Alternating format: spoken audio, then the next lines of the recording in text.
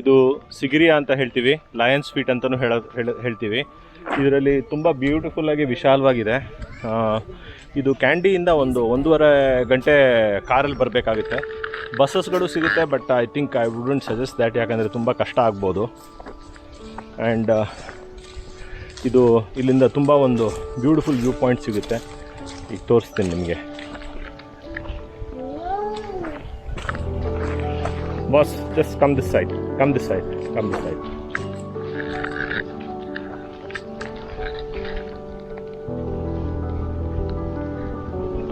ಇದಕ್ಕೆ ನಾವು ಹೇಳೋದು ಸಿಗಿರಿಯಾ ರಾಕ್ ಅಂತ. It's like a Lions rock. ಒಂದು 1120 ಮೆಟ್ಲುಗಳಿದೆ ಹತ್ತಲಿಕ್ಕೆ ಇದನ್ನು.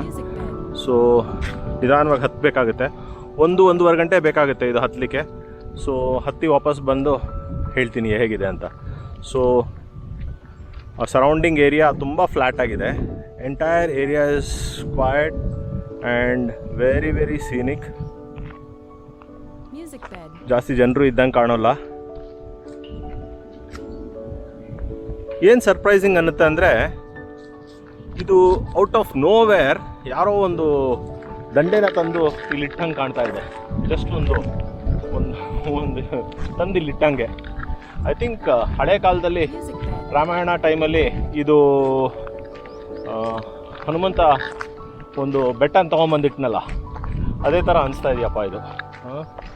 ಗೊತ್ತಿಲ್ಲ, ಬಟ್ ಒರಿಜಿನಲ್ ಹಿಸ್ಟ್ರಿ ಹೇಳ್ತೀನಿ ನಾನೀಗ. ಈ ಸಿಗಿರಿಯಾ ಸೈಟ್ ಬಗ್ಗೆ ಹೇಳಬೇಕಾದ್ರೆ, way back in 400 AD king Kashyapa ಅಂತ ಇದನ್ನು ಫೋರ್ಟ್ರೆಸ್ ಥರ ಬಿಲ್ಡ್ ಮಾಡಿದ್ದು ಅಂತೆ. So he build it as a fortress. So ಅವನು ಸತ್ತೋದ್ಮೇಲೆ ಇದನ್ನು ಜಾಸ್ತಿ ಯೂಸ್ ಮಾಡಿಲ್ಲ, ಅಬ್ಯಾಂಡನ್ ಮಾಡಿದ್ರು. ಒಂದು ಬುದ್ಧಿಸ್ಟ್ ಮಾನೆಸ್ಟ್ರಿ ಥರ ಮಾಡಿದರು. ಸೊ ಫೋರ್ಟ್ರೆಸ್ ಆಗಿ ಕಟ್ಟಿದ್ದಾನೆ, ಬಟ್ ಅವನು ಹೆಂಗೆ ಹತ್ತಾ ಇದ್ನೋ ಇಷ್ಟು ಮೇಲೆ ಆಯಿತಾ. ಸೊ ಸಿಕ್ಕಾಪಟ್ಟೆ ಕಷ್ಟ ಇದೆ ಇದು ಹತ್ತಕ್ಕೆ. Quite steep steps are there.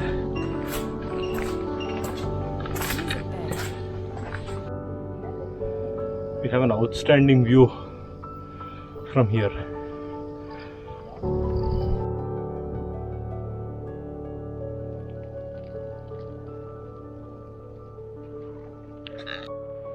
ಈಗಷ್ಟೇ ಅಲ್ಲಿ ಕೇವ್ ಮೇಲೆ ಸ್ವಲ್ಪ ಫ್ರೆಸ್ಕೋ ಪೇಂಟಿಂಗ್ಸ್ ಮಾಡಿದ್ದಾರೆ. Basically paintings of Buddha. Photography not allowed. So there is one very dangerous spiral stairway you have to take to reach this place. Music bed.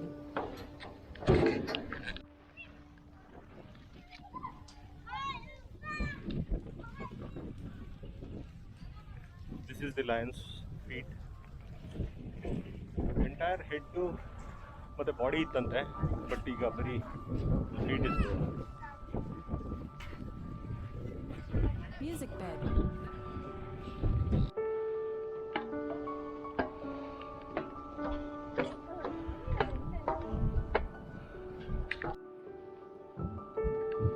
ಇಲ್ಲಿಂದ ಕೆಳಗಡೆ ನೋಡಿದ್ರೆ ಪಾತಾಳನೇ.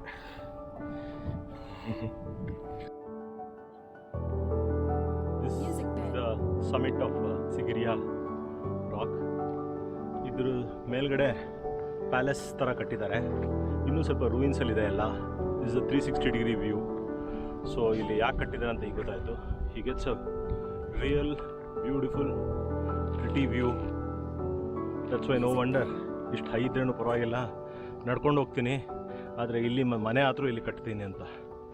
ತುಂಬ ಚೆನ್ನಾಗಿದೆ ಇದು. Very nice, very calm, scenic. Other than me, there are two other foreigners. Not many people here, but yeah, really very pretty place. One thing ಇಲ್ಲಿ notice ಮಾಡಿದೆ, tourism ತುಂಬ effect ಆಗಿದೆ ಶ್ರೀಲಂಕಾದಲ್ಲಿ. ಅವ್ರದ್ದು ಮೇನ್ ಸೋರ್ಸ್ ಆಫ್ ಇನ್ಕಮ್ ಬರ್ತಾ ಇರೋದು ಟೂರಿಸಮಿಂದ. So ಎಷ್ಟೋ ಜನರು, ಎಸ್ಪೆಷಲಿ ಇಲ್ಲಿ ನಾನು ಯಾರ ಹತ್ರ ಎಲ್ಲ ಮಾತಾಡಿದೆ ಅಲ್ಲ, ಸೊವಿನಿಯರ್ ಶಾಪ್ಸ್ನವ್ರ ಹತ್ರ, ಈ ಗೈಡ್ಸ್ ಹತ್ರ, ಅವ್ರು ಹೇಳ್ತಾಯಿದ್ರು 2 ವರ್ಷದಿಂದ ಏನೂ ಕೆಲಸನೇ ಮಾಡಿಲ್ಲ ಅಂತ. ಅವನು ಗೈಡ್ ಎಷ್ಟಕ್ಕಾದರೂ ಕೊಡಿ, ನಾನು ಬಂದು ಹೇಳ್ಕೊಡ್ತೀನಿ ಅಂತ. But I wanted my free time. So ನಾನು ಹೇಳಿದೆ, ಬೇಡಪ್ಪ, ಗೈಡೆಲ್ಲ ಬೇಡ, ನಾನೇ ಒಬ್ಬನೇ ಹೋಗ್ಬಿಟ್ಟು ನೋಡ್ಕೊಂಬರ್ತೀನಿ ಅಂತ. ಬಟ್ ಆದರೂ ನನಗೆ ಬೇಜಾರಾಗ್ಬಿಟ್ಟು ಅವನು ಒಂದೆರಡು ಫೋಟೋ ತೆಗೆದಿದ್ದಕ್ಕೋಸ್ಕರ ಅವನಿಗೊಂದು 100 ಶ್ರೀಲಂಕನ್ ರುಪೀಸ್ ಕೊಟ್ಬಿಟ್ಟು ಬಂದೆ. ತುಂಬ ಎಫೆಕ್ಟ್ ಆಗಿದೆ. ಈಗಲೇ ಗೊತ್ತಾಗ್ತಾ ಇದೆ ಅಷ್ಟು ಟೂರಿಸ್ಟ್ ಓಪನ್ ಆಗಿಲ್ಲ. ಒಂದು ವೇಳೆ ನೋಡೋಕೆ ಹೋದರೆ ನನಗೆ ಒಳ್ಳೆಯದು, ಯಾಕಂದರೆ ಹೋಟೆಲ್ ಅಕಾಮಿಡೇಷನ್ ಎಲ್ಲ ಇಲ್ಲಿ ಸ್ವಲ್ಪ ತುಂಬ ಕಮ್ಮಿಯಲ್ಲಿ ಸಿಗ್ತಾ ಇದೆ. ಆ್ಯಂಡ್ ಇದು ತುಂಬ ಪಾಪ್ಯುಲರ್ ಮಾನ್ಯುಮೆಂಟ್ ಅಂತೆ. ಇನ್ಫ್ಯಾಕ್ಟ್ ಆ ಐರನ್ ಸ್ಟೇರ್ ಕೇಸ್ ಮೇಲೆ ಹತ್ತುವಾಗ ಸಿಕ್ಕಾಬಟ್ಟೆ ರಶ್ ಇರುತ್ತಂತೆ, ಕ್ಯೂ ಇರುತ್ತಂತೆ ಹೋಗೋಕ್ಕೆ. ಈಗ ನೋಡಿದ್ರೆ ಯಾರೂ ಇರಲಿಲ್ಲ ಅಲ್ಲಿ. So they were only about 8 to 10 people. So one thing is, ಸಿಗಿರಿಯಾಗೆ if you are from the SAARC countries, your cost of the ticket is actually half. Otherwise, if you are from any other foreigner, you will have to pay the full price. That's about 6,000 rupees. Indian rupees, 6,000 Sri Lankan rupees. So 6,000 Indian rupees ಅಂದರೆ about 3,500 Indian rupees ಕೊಡಬೇಕಾಗುತ್ತೆ. So ನನಗೆ ಈ ticket cost 3,000 Sri Lankan rupees ಆಯಿತು. So that is around 1,500 rupees to enter into this place. But I think it's totally worth it. This was Sigiriya. I hope you liked it and enjoyed it. Keep watching and subscribe to Eat, Sleep and Travel.